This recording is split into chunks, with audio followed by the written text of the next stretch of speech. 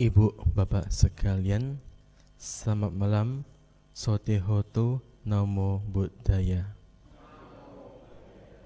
Hari ini merupakan hari terakhir SPD yang diadakan oleh Wihara Magadhamma. Ketika Anda mengikuti SPD yang terakhir, ini senang atau tidak senang? Senang atau sedih? Senang? Senang ya? Kalau misalkan tiba-tiba suruh SPD lagi 1 bulan, seneng nggak? Tahun depan ya, kalau lanjut nggak mau ya. Sama seperti itu ibu bapak sekalian. Kalau Anda misalkan puja bakti, ada latihan meditasinya, misalkan setengah jam. Anda dengar dari pemimpin puja bakti mengucapkan kata-kata Sabe Sata Bawantu Sugitata. Anda bahagia, lega, akhirnya selesai juga. Tapi tiba-tiba yang mimpin bilang, kita lanjut 30 menit lagi. Biasa orang itu gak seneng, agak gak suka. Kenapa? Menganggap latihan meditasi itu sebagai siksaan, sebagai penderitaan. Padahal bukan ibu bapak sekalian. Sama halnya dengan mendengarkan Dhamma atau berdiskusi Dhamma. Berdiskusi Dhamma ini adalah hal yang membahagiakan. Kemarin disampaikan dalam pembukaan pesan Dhamma kemarin malam bahwa kalena Dhamma sakaca, mendiskusikan Dhamma pada waktu yang tepat, itulah berkah utama. Artinya ibu bapak mampu mendengarkan Dhamma dan mampu mendiskusikan Dhamma di waktu yang tepat, itu merupakan sebuah berkah. Kenapa? Karena disinilah Anda memperoleh pengetahuan di dalam Dhamma dan mampu nanti melatihnya dalam kehidupan sehari-hari. Di sini ibu bapak juga belajar untuk tidak berbuat jahat, belajar berbuat kebajikan, serta mengembangkan batin masing-masing. Itulah berkah-berkah yang kita dapat. Nah, ibu bapak sekalian, seperti Anda tadi sudah mendengar dari pemimpin puja bakti bahwa tema pada malam hari ini adalah terbalik. Saya yakin semua atau rata-rata orang yang mendengar tema ini pasti bingung. Ada yang gak bingung? Ada yang gak bingung? Pasti bingung. Mikir, iki maksudnya opo? Kok terbalik? Nah, ibu bapak sekalian, kemarin kita telah membahas tujuan orang itu belajar dalam praktek Dhamma. Singkatnya adalah kita belajar dalam praktek Dhamma itu untuk satu hal, yaitu menembus nibbana itu, bukan yang lain. Tetapi kita seringkali sudah mendengar pesan-pesan Dhamma yang telah disampaikan oleh para Dhamma Duta. Bahkan kita sudah sering mengetahui apa sebab kita ini menderita. Sudah sering kali disampaikan. Di sini ada yang pernah ikut Indonesia Tipitaka Chanting? Ada? Kalau ada angkat jari. Ora ono belas. Ada? Kok ada angkat jari? 1, 2. Mek 2 orang. Silanya gak pernah ikut. Gak pernah ikut ya? Pernah melu ora? Ini sini Borobudur. Pernah melu? Siji loro. Silanya belum ya? Nah, dia ngomong belum. Oke, nanti bisa ke depannya coba daftar melu ITC, melu Asada. Soalnya itu kesempatan sing apik. Ini sedikit pakai bahasa Jawa. Ibu bapak sekalian, ITC seringkali disampaikan penyebab-penyebab dari penderitaan. Bahkan suta-suta itu seringkali dibahas pada malam hari. Apa yang dibaca dari pagi sampai sore itu dibahas ketika malam hari. Singkatnya, yang dibahas itu adalah bagaimana tentang penderitaan dan bagaimana kita ini bisa bebas dari penderitaan. Kita sudah tahu apa itu penyebab penderitaan, tetapi kok rasanya sulit lepas. Kita sudah tahu nafsu yang mencengkram itu yang menyebabkan orang itu menderita. Sudah tahu pengen lepas, tapi kok rasanya wabut, rasanya kok berat sekali, gak bisa lepas-lepas. Nah, disinilah ibu bapak sekalian, kita belajar bahwa kita tidak bisa lepas itu karena masih ada yang gantoli, masih ada yang nyenggram di sana. Apa itu? Adalah kekeliruan kita, keterbalikan kita. Apa yang terbalik Bande? Adalah memahami tentang Dhamma.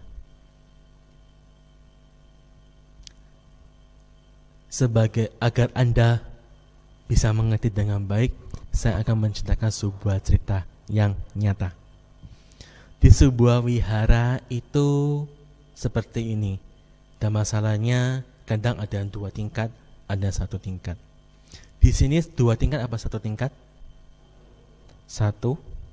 Kok yakin? Kok dihitung dari bawah apakah 1?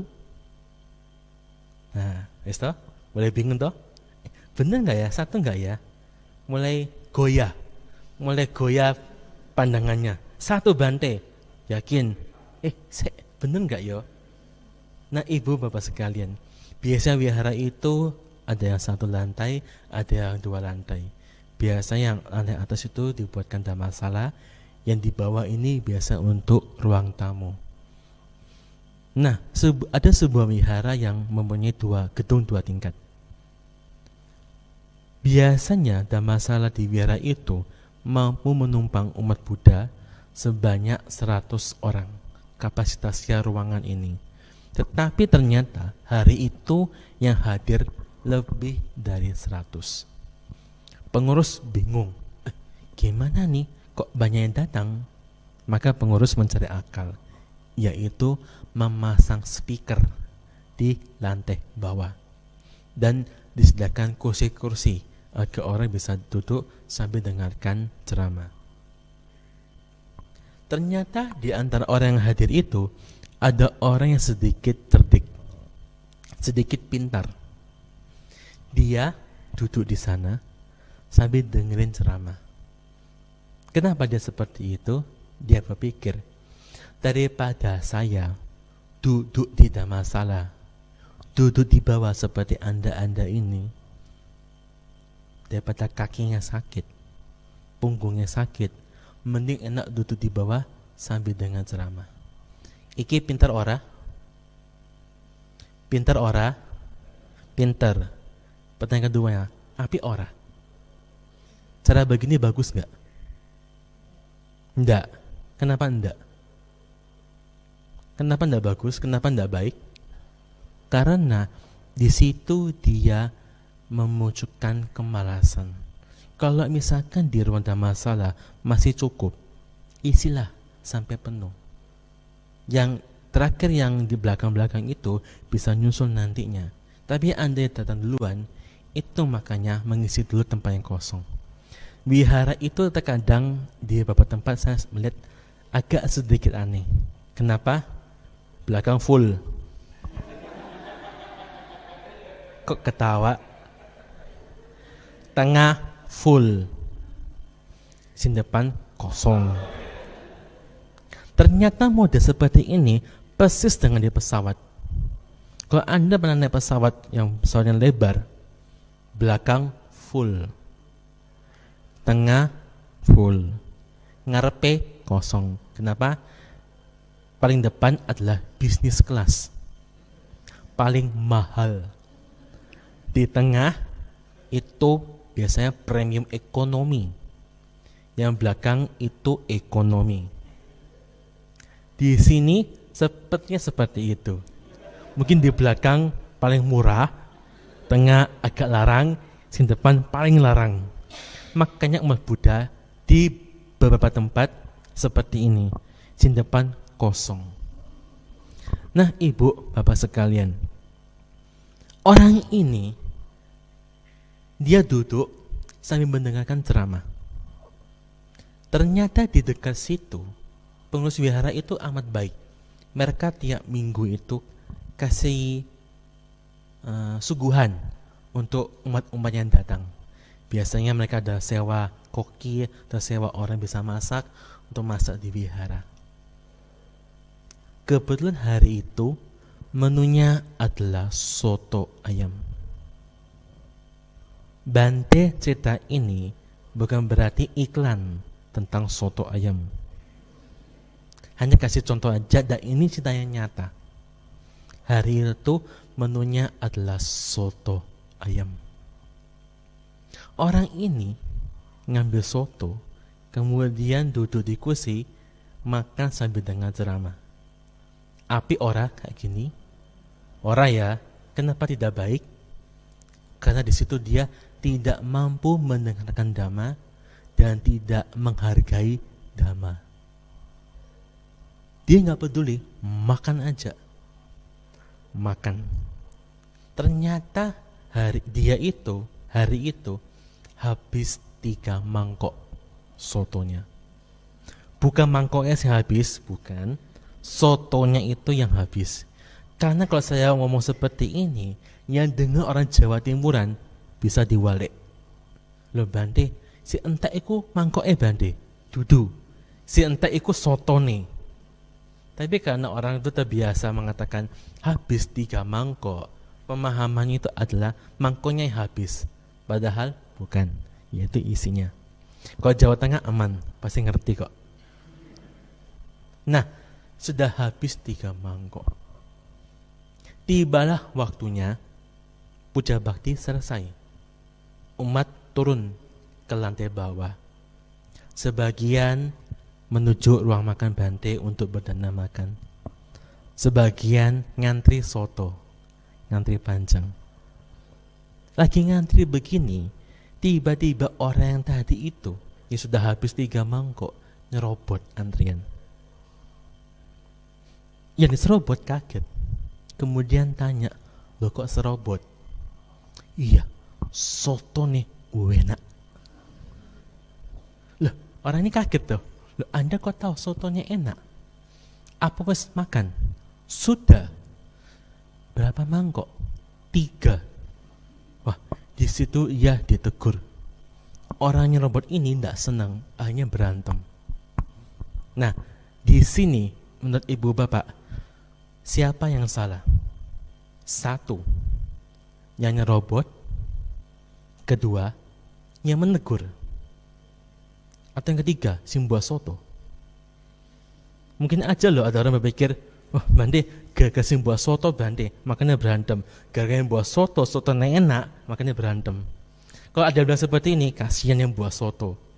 Wes buat masa angel-angel, enak-enak buat umat Buddha, dikata-katai, malah disalah-salahkan. Karena saya menggoda contoh ini, di tempat lain ada loh yang menyalahkan yang buat soto. Ada. Nomor 1 tadi adalah yang nyerobot.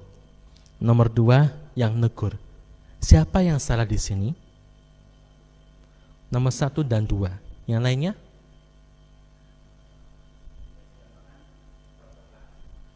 Yang nyerobot ya. Yang menyerobot. Ya. Pemahaman manusia umumnya adalah yang nyerobot. Karena itu melanggar norma dalam masyarakat. Kita diajarkan untuk ngantri, betul? Tapi kalau di Tiongkok, Anda ngantri nggak dapat. Di Tiongkok itu terkadang banyak orang itu buru-buru, nggak boleh ngantri. Misalkan apa? Misalkan tadi mau beli soto. Mau beli soto, kalau kita ngantri, ujung-ujungnya nggak dapat. Kenapa? Kira-kira pada, ayo saya duluan. Nah, di Tiongkok banyak seperti itu. Nggak semua, banyak yang seperti itu. Nah, ibu, bapak sekalian, pemahaman kita menyalahkan yang nyerobot. Kenapa? Karena melanggar norma. Kalau kita mau lihat secara detail, sebenarnya semua salah, semua punya kesalahan di sini. Yang pro nyerobot akan mengatakan yang salah yang negur. Kenapa? Kayak negur itu kata-katanya pedes, kata-katanya kasar, maka bikin orang emosi. Yang pro negur mengatakan justru yang nyerobot salah, gara-gara dia melanggar seperti ini, bikin yang lain negur. Jadi siapa yang salah di sini kalau begitu? Yang salah adalah dua-duanya. Nah, ibu bapak sekalian, saya katakan tadi biasa orang itu menyalahkan yang nyerobot. Kenapa seperti itu? Karena orang ini dikuasai oleh nafsu. Dikuasai oleh nafsu yang berlebihan. Bagi saya, mungkin orang ini gak pernah makan soto enak. Mungkin. Makanya begitu makan soto yang enak, wah, nambah sampai 3 kali. Nambah 3 kali, kemudian makan keempat kalinya. Kira-kira masih enak atau tidak menurut Anda? Enggak ya? Perutnya sakit apa enggak? Sakit ya? Oke. Anda sudah paham apa yang saya maksudkan di sini. Nah, yang mau saya ajak di sini adalah Anda berpikir menggunakan contoh ini. Karena untuk memahami tentang terbalik ini, Anda harus kasih perhatian detail. Anda harus kasih perhatian terhadap apa yang saya katakan. Kalau Anda nggak kasih perhatian, ngeblank, nggak akan ngerti apa yang akan saya bahas pada malam hari ini. Ibu, bapak sekalian, umumnya orang itu menganggap yang berubah sebagai yang tidak berubah. Umumnya orang menganggap yang penderitaan sebagai yang bahagia.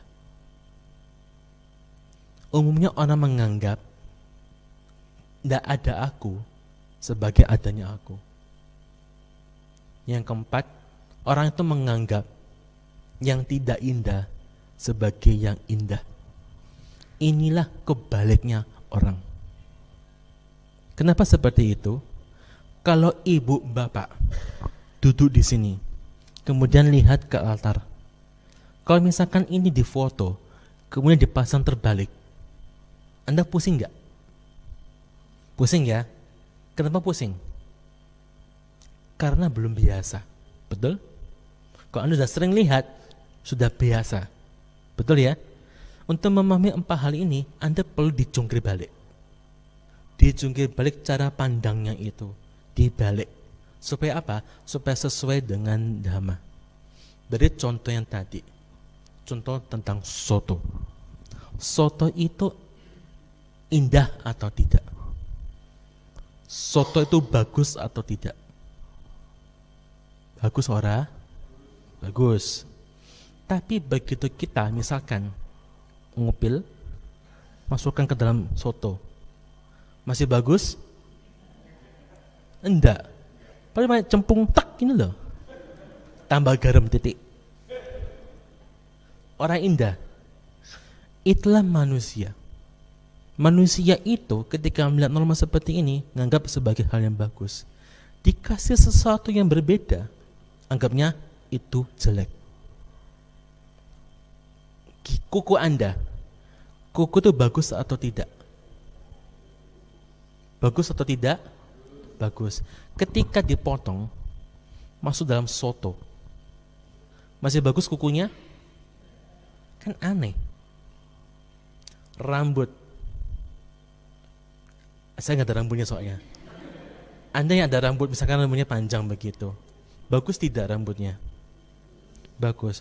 Begitu rambutnya satu jatuh ke dalam kuah soto, masih anggap itu bagus? Tidak. Masih kuku dan rambut, belum gigi. Kalau gigi misalkan gigi palsu, coplok, masuk soto, bagus? Tidak. Padahal giginya itu, gigi palsunya terbuat dari emas loh, 24 karat. Masih api ketika masuk soto? Enggak. Kenapa? Itulah pemahaman manusia pada umumnya. Menganggap sebagai yang tidak indah sebagai yang indah. Tubuh Anda, tubuh kita ini, indah tidak? Bagus tidak? Bagus. Tapi misalkan Anda tidak mandi 1 hari aja, pernah nyoba? Nggak mandi 1 hari, masih bagus tidak tubuhnya? Tidak. Karena sebenarnya sifat tubuh ini itu adalah tidak indah. Tetapi kita menganggapnya sebagai yang indah. Begitu ada bagian yang berubah, kita mengatakan itu tidak indah. Rambut yang di sini disisir masih bagus-bagus. Begitu satu copot, ada disisir, anggapnya sebagai kotoran. Baju yang Anda kenakan bagus tidak? Bagus ya. Tapi ketika Anda kenakan, Anda pakai, itu sudah jadi kotor bajunya. Kalau Anda nggak cuci baju 3 hari, keluar tuh ulat-ulatnya tuh ada bisa keluar seperti itu. Baunya juga tidak enak. Padahal itu karena baju itu Anda pakai, bukan orang lain. Dia sebenarnya sifatnya tubuh ini itu tidak indah. Tidak hanya tubuh, perasaan ataupun bagian dari batin kita itu juga tidak indah. Perasaan Anda yang senang itu bagus tidak? Misalkan Anda makan senang begitu, bagus tidak? Bagus. Tapi itu ada cacatnya. Sebenarnya itu juga tidak indah. Pemahaman kita harus disesuaikan dengan dhamma, harus dibalik. Kita harus melihat yang tidak indah sebagai yang tidak indah. Kenapa? Kalau kita bisa lihat seperti ini, kita itu tidak lagi kena nafsu. Kalau Anda bisa melihat soto sebagai sebuah soto, bukan sebagai hal yang luar biasa, Anda tidak akan tergila-gila seperti contoh orang tadi. Biarpun makanan itu juga tidak enak, Anda tidak akan ngomel karena tahu semua tidak ada sempurna. Sifatnya makanan itu adalah tidak indah. Dia ada, Anda biarkan lama-lama akan jadi basi. Itulah sifat makanan. Soto itu kalau dibiarkan, misalkan Anda nggak makan, Anda taruh aja 1 harian sampai sore, basi nggak? Basi. Itulah berubah. Soto itu berubah. Orang yang makan itu berubah tidak? Berubah. Tapi orang menganggap rasa soto itu sebagai hal yang kekal. Padahal ketika kita makan, rasa soto itu cuma ada, kemudian hilang. Ada, kemudian hilang. Seperti itu. Tapi orang menganggap rasa soto sebagai hal yang tidak berubah. Makanya orang itu bisa tergila-gila dengan soto tadi. Karena menganggap rasa itu kekal, tidak berubah. Menganggap yang tidak berubah sebagai yang menganggap yang berubah sebagai yang tidak berubah. Tadi Anda sudah berikan jawaban kepada saya. Makan soto 3 mangkok. Itu duka apa suka? Itu penderitaan atau kebahagiaan? Kebahagiaan ya. Kalau Anda misalkan ada rumah makan di sini, Anda membayar 50.000, bisa makan sepuasnya. Di situ ketika Anda makan, makannya sedikit, cukup atau banyak? Yang bilang sedikit dan cukup musyawadah. Bohong. Pasti makan banyak. Kenapa? Eman toh, wis bayar 50.000, makan sepuasnya. Kalau kita hitung-hitung makan sepuasnya itu bisa lebih dari 100.000. Kita bayar 50.000. Eman toh? Eman kan? Makannya banyak kan? Nah, makan banyak itu bahagia atau penderitaan? Perhatikan baik-baik. Bahagia atau penderitaan? Bahagia awalnya, ujung-ujungnya penderitaan. Betul ya? Sebenarnya makan banyak itu adalah penderitaan. Tapi kita ini dikelabui, keliru, kebalik cara ini, pikirnya itu. Begitu makan, protes sakit, baru ngomong, aduh, loro wetenge. Aduh, ini penderitaan. Padahal sudah ada awal, udah tahu kalau makan banyak itu penderitaan. Tapi orang tetap seperti itu karena ada pemahamannya ini loh. Nganggep yang penderitaan sebagai sing bahagia. Lek semua ini berubah. Lek semua ini sebenarnya adalah tidak indah. Apa perlu dianggap sebagai ini punyaku? Ini aku. Perlu enggak? Tidak. Kenapa?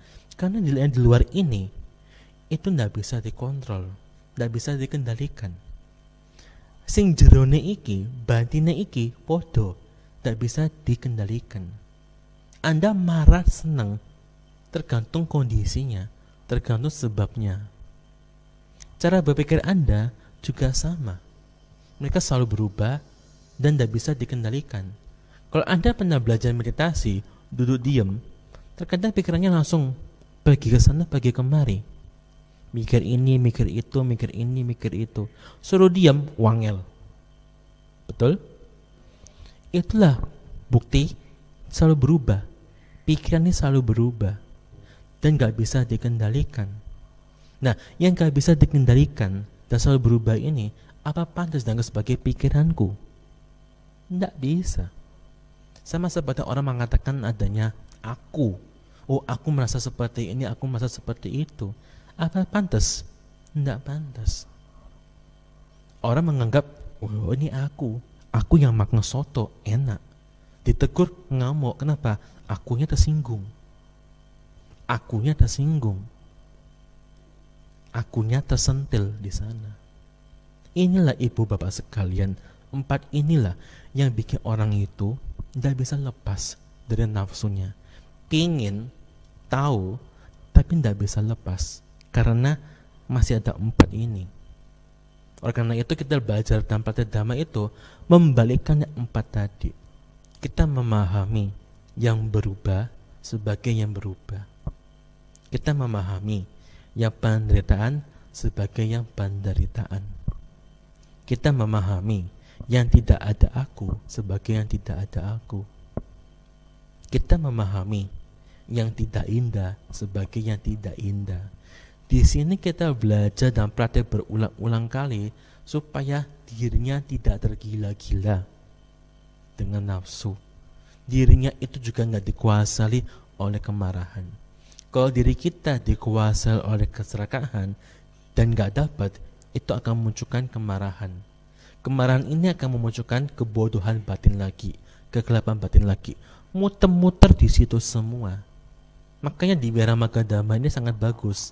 Di depannya ada lambang itu, lambang ayam, babi, dan ular, sebagai pengingat bahwa kalau kita melakukan salah satunya itu akan membangkitkan yang lain-lainnya. Di situ kan gambarnya adalah ayam gigit ekornya babi, babi gigit ekornya ular. Kalau Anda keserakahan, tidak dapat, itu akan digigit oleh kemarahan. Anda punya keinginan, nggak dapat, itu digigit oleh kemarahannya. Kemarahan ini bikin orang itu menjadi buta dan gelap. Tidak tahu mana baik, nggak tahu mana yang buruk. Tidak tahu yang sesuai dengan Dhamma. Ini pun akan muter-muter di situ saja. Maka banyak sekali kasus dalam masyarakat, anak bunuh orang tua. Kenapa? Karena marah. Kenapa marah? Karena keinginannya nggak terpenuhi. Jaluk motor, nggak entuk. Ngamuk ayah malah bunuh orang tuanya. Itu sebagai contohnya. Tahu itu orang tuanya tahu, tapi tetap niat, tetap pingin. Itulah yang bikin masalah dalam dunia ini, ibu bapak sekalian. Oleh karena itu, fungsinya Anda ketika datang ke sini ikut SPD itu ya belajar dan praktek hal-hal ini. Supaya apa? Supaya sedikit demi sedikit pandangan Anda ataupun persepsi Anda itu berubah sesuai dengan Dhamma. Pada awalnya agak pusing, agak tidak paham. Tapi kalau Anda sudah latihan berulang-ulang kali, ini akan masuk ke dalam batin Anda. Nanti cara berpikirnya, cara mengenalinya, semua akan berubah.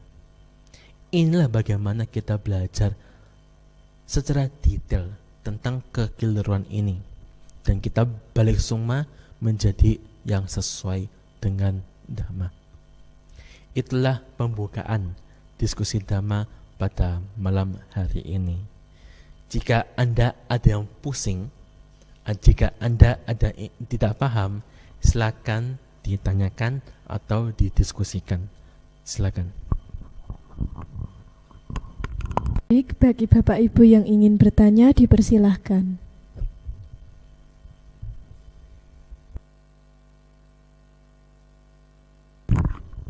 Kalau tidak ada yang bertanya, saya mau bertanya. Boleh ya? Oke. Wes seger belum? Sudah seger belum? Seger belum? Seger, tahu seger? Segar. Sudah? Kan saya lihat dari tadi banyak gini semua. Tutup mata. Selesai ini langsung gini. Berarti kan seger toh? Nah, ini seger? Ini seger? Fresh ya? Oke, silakan kamu mau tanya.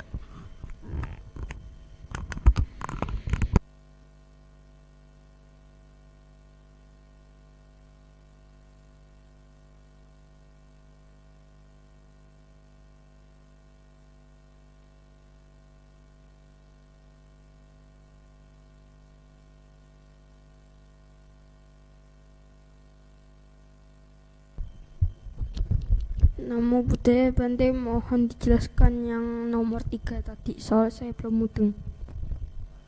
Yang nomor Kalian, nomor 3 itu adalah berkenaan dengan tidak adanya aku. Aku itu apa? Menganggap adanya aku yang kekal.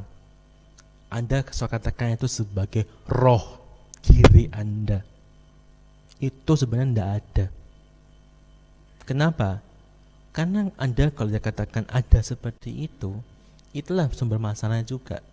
Nanti akunya itu tersinggung, akunya serakah, akunya egois, dan seterusnya. Itu yang bikin masalah. Sebenarnya batin Anda itu adalah kumpulan-kumpulan dari banyak hal. Apa halnya Bante? Satu, kalau Anda ketika lihat sesuatu akan muncul senang atau tidak senang ataupun netral. Ketika itu Anda mengenali hal tersebut, akan muncul apa itu ya? Kemudian tahu itu apa. Sebagai contoh, Anda lihat Buddha Rupang, senang? Senang. Kenal Buddha Rupang? Tahu bentuk Buddha Rupang? Tahu ini Buddha Rupang? Itulah Anda sebenarnya.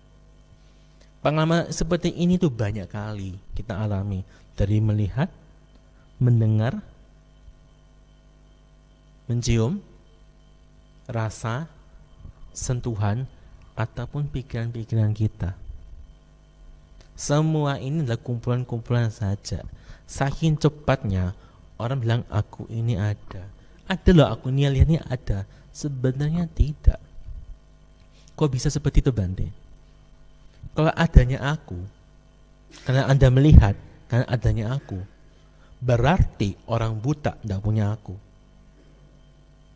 Kok bisa? Karena orang buta nggak bisa melihat soalnya. Jadi dia bilang sebut ini ada Buddha Rupang. Dia mikir seperti apa Buddha Rupang ini? Sebenarnya nggak bisa seperti itu. Ada sebuah cerita yang amat menarik di zaman dulu, sebagai umpamanya, sebagai contohnya, agar Anda tidak ngantuk. Karena biasa udah kerja malam-malam adem-adem biasanya agak ngantuk. Maka saya sangat pahami dan saya nggak akan salahkan Anda semua. Ada sebuah gajah yang ditaruh di sebuah lapangan. Di situ ada orang yang datang disuruh oleh raja datang ke gajah tersebut, dan mereka sebelumnya tidak pernah lihat gajah. Gajah itu seperti apa? Sama sekali tidak tahu. Matanya ditutup. Dan mereka disuruh megang gajahnya. Yang satu bilang, gajah itu seperti batang kayu. Kan dia megang belalainya. Yang satu bilang gajah itu kipas. Karena kupingnya besar. Yang satu bilang gajah itu seperti batu besar karena megang badannya. Yang satu bilang gajah itu adalah seperti cambuk karena dia megang ekornya. Di sini apa semua benar? Enggak ada yang benar di sini. Loh iya gajah kalau kipas gajah kok batang kayu. Kan enggak. Tapi semuanya digabung jadilah gajah. Dilepas semua matanya, oh inilah gajah. Seperti ini wajah kepalanya, seperti ini telinganya, seperti ini belalainya, dan seterusnya. Itu seperti kita. Kalau kita ditutup satu saja, pengalaman melihat atau mendengar itu tidak ada. Maka akunya itu sebenarnya juga tidak ada. Tapi kita nih bikin-bikin. Adanya aku yang tersinggung, aku yang seperti ini dan itu, aku yang kekal, aku yang mau ini mau itu. Itu kan bikinan kita sendiri. Sebenarnya tidak ada itu semua. Tapi kita menganggap itu sebagai ada. Ini yang bikin masalah. Seperti cerita soto tadi. Ditegur, marah. Yang negur, dilawan seperti itu, tambah marah juga. Hanya berantem. Kenapa? Dua-dua sama-sama egonya tersinggung. Padahal ego itu sebenarnya juga tidak ada. Itu bikinan kita sendiri aja. Panas, tidak senang, langsung hajar. Itulah masalahnya. Dan ini perlu kita pahami bahwa ketika ada hal seperti itu, jangan dianggap sebagai aku. Akunya itu dibuang pelan-pelan. Kenapa? Gak semua punya keakuan. Nah, Anda sudah tahu itu, dibuang pelan-pelan. Gimana buangnya Bante? Selain Anda memahami apa yang saya sampaikan tadi, latihan supaya dibuang. Bagaimana latihan buangnya Bante? Jangan dituruti ketika tersinggung. Lagi tersinggung, ojo lampiaskan. Lihat ke dalam masing-masing. Biarkan itu reda, hilang. Dikendalikan dirinya. Jangan lepas kontrol seperti itu. Jangan lepas kendali. Banyak orang itu lepas kendali. Begitu. Sudah tidak paham? Sudah bingung? Bingung enggak? Tidak bingung? Oh bagus. Semoga itu benar. Ya, yang lain silakan. Di belakang ada.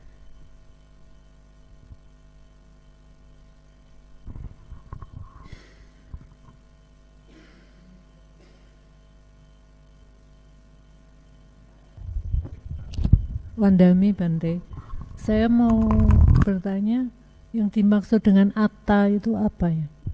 Atta. Yang dimaksud dengan atta adalah keakuan tadi. Yang dimaksud dengan atta adalah keakuan tadi. Karena pemahaman itu sangat luas. Seperti roh tadi. Anggap ada sosok dalam diri ini ada. Nanti kalau meninggal ini terbang-terbang kemana-mana, jadi baru lagi. Tidak seperti itu. Kenapa? Karena semua ini berubah. Contoh paling gampang, kemarin sudah saya katakan semalam, contohnya. Anda yang sekarang dengan Anda yang kecil ini sama atau berubah? Sama atau beda? Beda. Ada yang sama? Ada yang sama? Ada. Apa samanya? Apa samanya? Orangnya sama toh. Si A ya si A, si B si B, si C si C. Tapi cara pikir Anda sudah ganti. Dulu mikirnya seperti anak kecil. Sekarang sudah mulai dewasa. Apa ada aku di sana? Tidak ada. Semua itu berproses. Jadilah Anda sekarang ini. Nanti Anda kedepannya juga ganti menjadi Anda yang baru lagi. Nggak ada Anda yang sama. Jadi apa ada aku di sini? Apa ada rohnya? Tidak ada di sana. Pusing kan? Pusing. Maka Anda praktek dhamma hingga mampu melihat sesuai bahwa kenyataannya tidak seperti itu. Ternyata kita kalau tidur itu tidak bisa melihat, tidak bisa mendengar, betul? Makanya disetel alarm soalnya. Supaya apa? Bisa bangun. Coba kalau hawanya dingin-dingin gitu, kasurnya empuk dan seterusnya. Target jam 5, Bisa bablas jam 7? Bisa. Nah, itulah ibu bapak sekalian melihat tentang keakuan. Keakuan atau atta itu hanyalah ilusi yang kita buat. Karena kita tidak pernah ngerti tentang hal itu. Kita merasa itu ada, padahal tidak. Hanya merasa. Padahal itu tidak ada. Loh Bante, kok nggak ada aku ini? Karmanya kemana? Karmanya kemana Bante? Saya kasih contoh.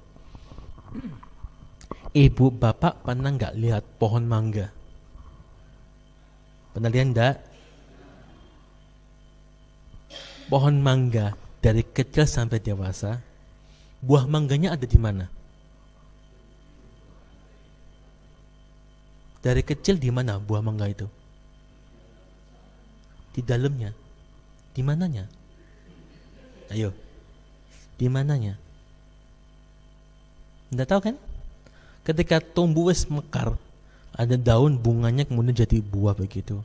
Pertanyaan saya, buah itu disimpan di mana dalam pohon?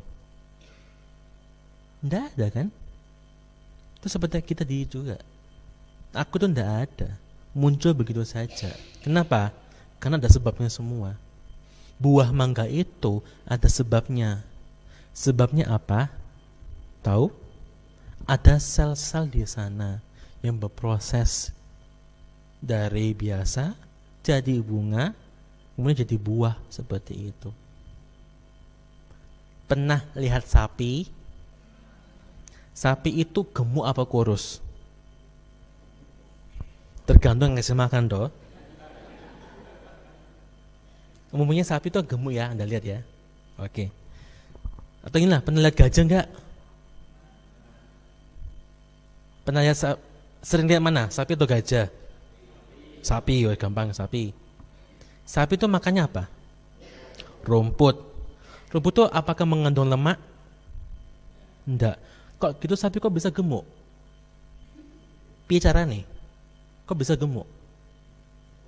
Makannya sayur, iso lemu. Betul? Kalau Anda mengatakan lemak itu bandingkan kita makan daging dan lemak setelahnya, salah. Oh, sapi bisa lemu kok. Benar makannya bukan sayur, makannya rumput. Bisa gemuk. Kenapa? Itulah tubuh memproses. Kalori yang masuk kalori yang masuk dan kalori yang keluar, banyak yang masuk jadilah lemak. Begitu. Lah, lemak ada di mana dalam rumput? Tidak ada di sana. Itulah tentang atta. Tidak ada. Itu hanya proses yang berganti-ganti saja. Tidak ada. Lemak itu tidak ada di rumput tadi. Sampai lemak ada dalam perut itu tidak ada. Itu hanya berproses saja berganti-ganti. Buah mangga tadi juga sama. Pohon itu juga tidak ada buah mangganya. Ketika sudah tumbuh besar, mekar, bunga, jadi buah. Ya seperti itu prosesnya. Diri kita juga sama. Aku itu tidak ada. Karena kita banyak berproses seperti ini, maka jadinya aku. Begitu untuk memahaminya ya. Ya.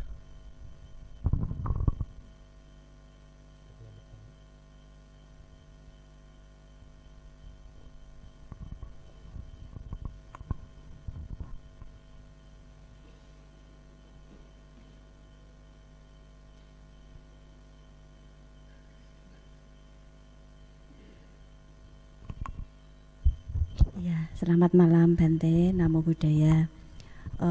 Saya mau bertanya tentang adanya aku dan tidak ada aku tadi Bante. Bagaimana cara kita mengendalikan diri gitu ya Bante? Cara pengendalian diri.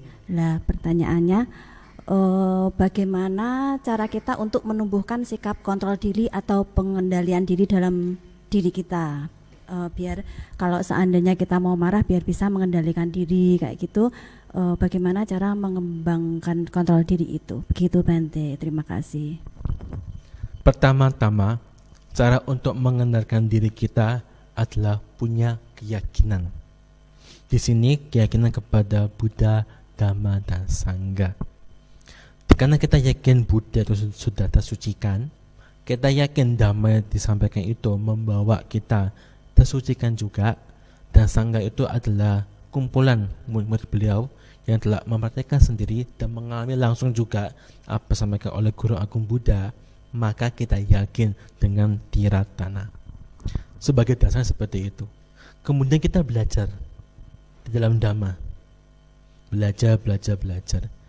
Kita ternyata ketika belajar Dhamma itu akan melihat bahaya dari keburukan. Contohnya marah. Siapa di sini yang pernah marah? Ada?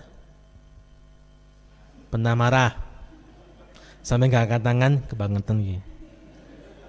Pernah marah? Semua. Sering marah? Sering marah? Oke. Marah itu baik atau buruk? Buruk. Kenapa dilakukan kok begitu? Kan aneh ini. Nah, kenapa seperti itu? Karena kita belum paham bahaya dari kemarahan. Di dalam Dhamma sampaikan bahwa ada banyak bahaya dari kemarahan. Seingat saya sudah pernah menyampaikan hal ini di sini. Kalau Anda mau lihat bisa cari rekamannya yang dulu-dulu. Tapi supaya langsung menjawab di sini, saya akan ceritakan sedikit saja. Bahaya dari kemarahan pertama adalah mau pakai baju sebagus apapun, mau pakai wangian sebagus apapun, wajahnya tetap jelek, tidak bagus. Kedua, teman-teman, keluarga, tidak ada yang mau mendekat, semua menjauh. Itu bahaya kedua. Ketiga, bahaya marah itu tidak bisa tidur nyenyak, bahkan tidak bisa tidur, kepikiran terus, amarah ke bawah-bawah terus. Keempat, hartanya bisa hilang. Dan masih banyak bahaya-bahaya lainnya. Tapi bahaya terbesar adalah lahir di alam yang menderita, yaitu neraka.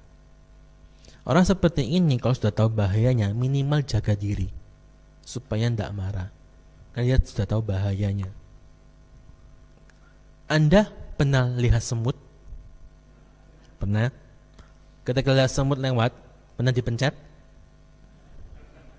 Pernah. Nah, sekarang kalau ada semut di sini, dipencet? Enggak. Ada nyamuk gigit Anda, diceples? Enggak. Kenapa?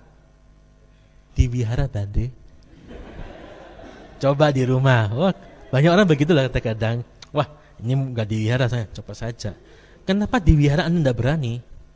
Takut kamu buruke. Betul? Anda lihat bahayanya sebenarnya. Sudah tahu bahayanya. Nah, ini salah satu cara menghindarinya. Makanya orang itu bisa mengendalikan diri. Tetapi mengerti yang bahayanya saja nggak cukup. Maka perlu mengerti apa lawannya ini. Lawan dari marah adalah tidak marah.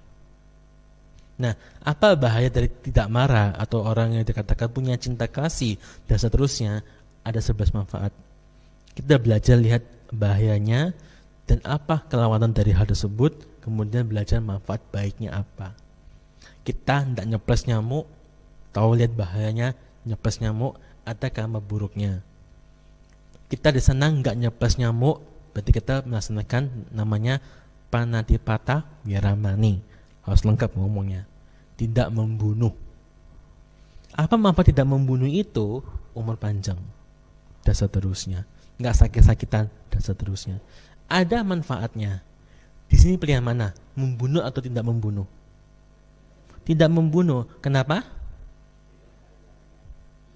Lihat manfaatnya soalnya.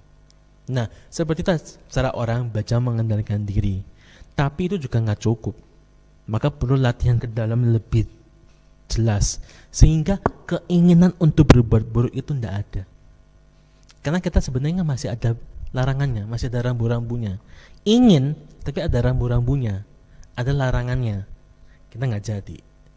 Itu sudah bagus. Itu tahap awal-awal. Nanti kita latihan, belajar dalam pada Dhamma, melihat ke dalam, sampai memunculkan banyak pengetahuan. Sehingga keinginan untuk nggak bunuh sudah nggak muncul lagi. Lihat nyamuk, lihat semut, biasa saja. Nggak pengen gini lagi. Lihat kecoa, takut nggak? Takut?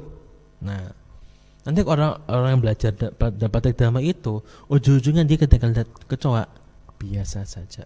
Kenapa? Melekatnya itu sudah terputus di sana.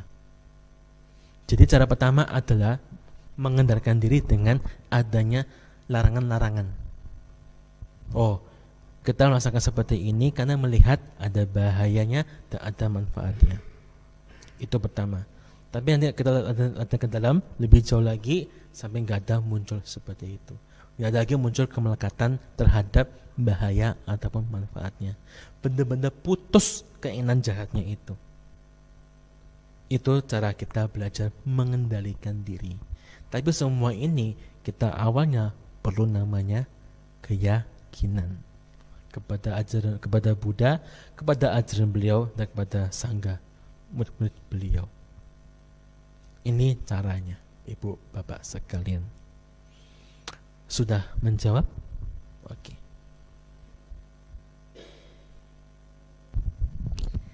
Bagi yang ingin bertanya lagi, dipersilahkan. Nah, bisa maju aja. Yang tanya, maju aja. Kasihan.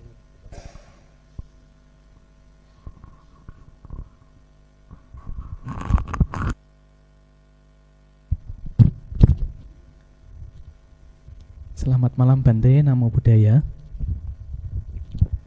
Mohon izin untuk bertanya berkaitan dengan tanpa aku tadi yang menyebutkan bahwa setiap sesuatu adalah perpaduan dari berbagai unsur. Sebagai contoh, Pugala atau manusia yang terdiri dari nama dan rupa. Dari nama dan rupa itu misalkan dari batin dan jasmani. Dari batin, Widana, Sankara, Sanya, dan Winyana. Lalu dari jasmaninya Patawi, Apotejo, Wayo itu.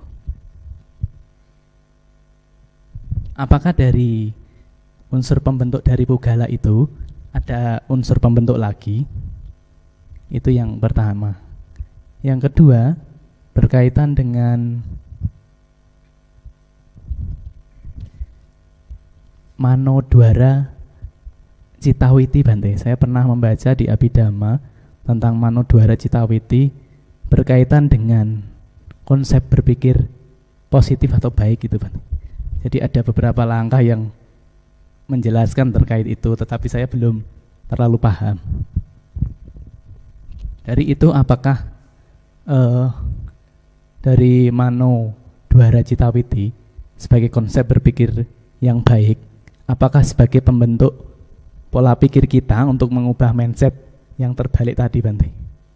Begitu, terima kasih. Namo Buddhaya. Ya, Ibu, Bapak sekalian, untuk menjawab yang pertama tadi, apakah ada faktor pembentuk di sini Bante? Adalah awija. Karena adanya ketidaktahuan itu menyebabkan orang itu terlahir kembali. Ada awija paccaya sangkara, sangkara paccaya winyana, winyana paccaya nama rupa. Adanya ketidaktahuan itu memunculkan kita untuk selalu membentuk karma-karma baru lagi, baik itu baik ataupun buruk, selalu seperti itu.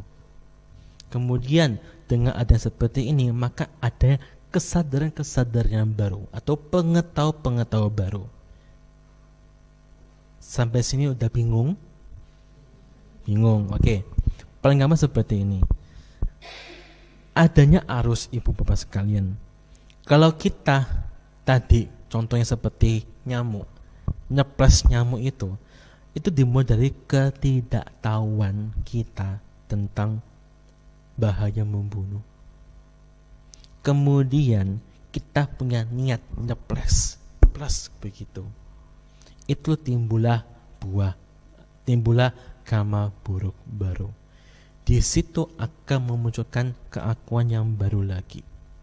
Di sini artinya orang itu selalu terdorong oleh karma-karmanya sehingga selalu lahir kembali, lahir kembali, lahir kembali. Kenapa seperti itu? Karena semua itu akan menyebabkan munculnya namanya tanha dan upadana. Akan memunculkan namanya nafsu keinginan yang tak terkendali serta kemelekatannya ini. Siapa yang pernah melekat dengan sesuatu? Ada? Ada. Maka dengan apa? Biasanya apapun didekati, yang disenangi melekat, yang enggak disenangi pun juga melekat. Kenapa?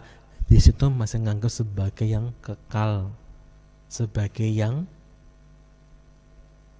kebahagiaan, sebagai adanya keakuan, dan sebagai hal yang indah. Pernah melekat dengan baju? Pernah? Coba kalau ibu bapak perhatikan baik-baik, kalau pergi ke acara tertentu mesti bajunya iku-iku aja, benar nggak? Bajunya itu aja, betul ya? Kenapa bajunya itu saja? Karena seneng, apik. Nggak hanya seperti itu, nanti mulai dari apa yang dibawa, apa yang dipakai, sepatu, celana, sabuk, dan seterusnya, mesti itu aja. Kenapa? Nganggap itu sebagai yang terbaik. Padahal baju yang dibeli 10 tahun yang lalu sama sekarang itu beda. Bagusnya itu sudah mulai berkurang. Tapi kita karena melekat dengan baju tersebut, maka kita selalu pakai barang tersebut. Ada sebuah cerita menarik di zaman Guru Agung Buddha. Ada seorang biku yang mendapatkan jubah yang sangat bagus sekali. Kemudian ia sangat senang dengan jubah tersebut. Dibawa kemana-mana. Tidur dibawa juga. Ternyata bikunya meninggal. Karena ia melekat dengan jubah tersebut, ia terlahir menjadi kutu. Kutu dari jubah tersebut. Jubah itu ada kutunya loh. Lahir di situ. Ketika para biku mau membereskan barang-barang Bante ini, Sang Buddha melarang. Tunggu 1 minggu. Loh kenapa? Karena biku tersebut jadi kutu di jubah itu. Setelah 1 minggu, kutu itu meninggal, lahir kembali di alam yang lain. Baru Anda bisa lepaskan atau bisa Anda ambil jubah tersebut. Anda beres-beres jubah tersebut. Di sini menceritakan tentang kemelekatan itu. Kita selalu melekat terhadap hal yang baik maupun yang tidak baik. Apa yang gak baik, Bante? Siapa di sini yang pernah dendam? Ada? Pernah gak senang sama orang? Ada? Pernah benci sama orang gak? Pernah? Sampai sekarang kalau Anda ingat orang tersebut, baik atau buruk? Buruk pasti. Kenapa?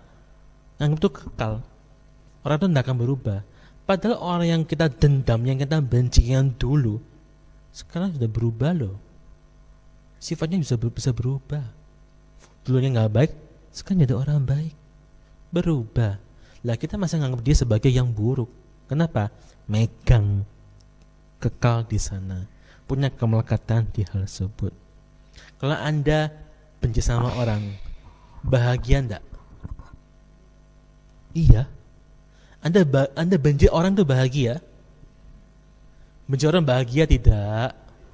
Tidak. Tapi kenapa selalu dipikirkan? Karena senang toh. Kalau kita mau jujur dengan diri kita sendiri, seperti itulah cara berpikirnya. Harus mengungkapkan apa yang ada sesungguhnya, jangan diputar balik. Jadi kita senang ketika benci sama orang. Kita anggap orang itu buruk selamanya. Kita anggap orang itu pasti seperti itu. Kita anggap orang itu ya seperti ya, itulah ada orang tersebut. Jadi kita benci sama orang karena ada 4 tadi ini. Saya nggak mau benci dia, Bante, tidak bisa lepas karena 4 tadi ini. Oleh karena itu ibu bapak sekalian, selain yang tadi utamanya dari awija itu. Awija sebagai pemicunya. Ketidaktahuan ini sebagai pemicunya, penyebab munculnya nama rupa. Lalu Bante, bagaimana dengan pemahaman atau pola pikir baik dan buruk? Semua itu dipengaruhi juga cara berpikir kita, apa yang kita ketahui dan apa yang ada di luar. Kita melihat sesuatu itu ada dalam Abhidhamma disebut dengan indriya, objek, dan diantaranya. Ada mata yang bisa melihat, ada objek yang bisa dilihat, maka di sini muncul kesadaran melihat. Di situ ada. Orang mendengar rasakan juga persis seperti itu. Tetapi ibu bapak sekalian, di sini ketika orang sering melihat dan seterusnya dipengaruhi oleh batin juga. Di situ ada mengenal sesuatu, ada perasaannya, ada berpikir bagaimana dia tersebut, dan ada kesadarannya atau pengetahuannya di sana, mengetahui hal tersebut. Disinilah orang itu berproses baik ataupun buruk. Di sini semua. Di sini semua juga dipengaruhi oleh namanya awija. Maka orang bisa menjadi buruk, bisa menjadi marah, dan seterusnya. Tapi orang-orang setelah mencapai kesucian, dasar dorongannya ini adalah kiriya, bukan lagi kusala. Dalam bahasa Pali, bagian tanya itu ada lokiya dan lokutara. Ini cara berpikirnya beda. Lokiya masih berpikir tentang hal yang duniawi. Lokutara sudah berbeda dari hal tersebut. Paham? Pasti tidak paham. Oleh karena itu kita belajar tidak hanya melihat apa dari bahasa Palinya, tapi harus mengerti terjemahannya seperti apa. Kemudian kita melihat ternyata musuh pikiran itu bermacam-macam juga. Disitulah kita melihat bahwa dalam Abhidhamma ada nama 89. Apa? 89 apa? Bentuk-bentuk pikiran ataupun yang lain-lainnya. Semua ini mengajarkan tentang ketidakkekalan.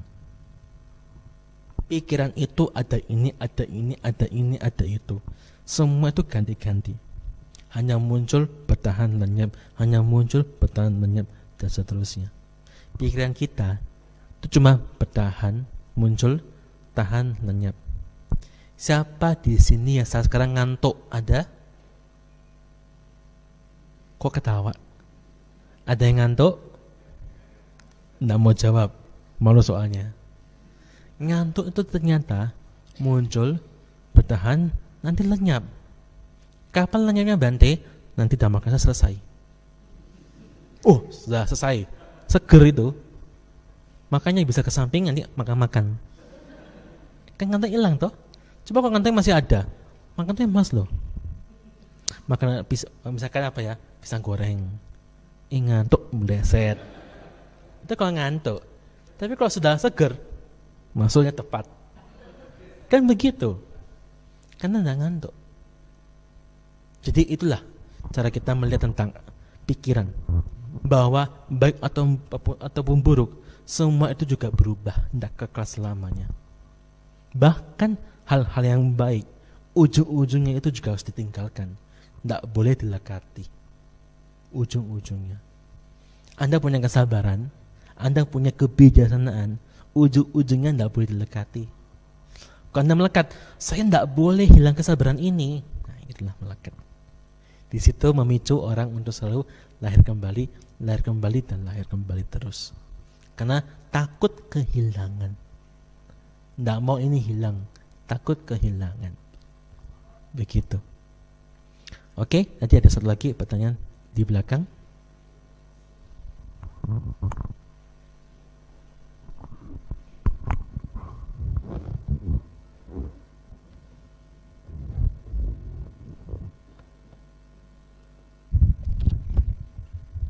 Wandami Bante, saya mau bertanya tentang kemarahan tadi.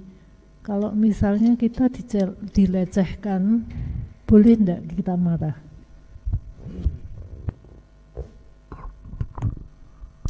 Secara pandangan umum, orang mengatakan boleh. Secara dhamma tidak. Kenapa? Kita dilecehkan.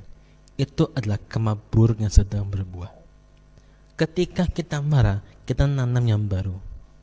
Kalau seperti itu, mau sampai kapan selesainya? Maka kita ketika dilecehkan tidak menimbulkan amarah, tapi menimbulkan sikap tegas. Tegasnya seperti apa Bante? Banyak macam versi-versinya. Kalau misalkan Anda diancam, Anda bisa lapor ke polisi, Anda bisa apa dan seterusnya. Orang itu caranya bermacam-macam. Tapi kita biasanya pasti marah. Karena itulah kita belajar dalam pratama supaya tidak marah. Ada sebuah contoh di dalam ajaran Buddha, kisah-kisah dari murid guru agung Buddha. Ada seorang bikuni yang diperkosa. Bikuni ini telah mencapai tingkat kesucian arahata. Ketika dia diperkosa, apakah dia marah?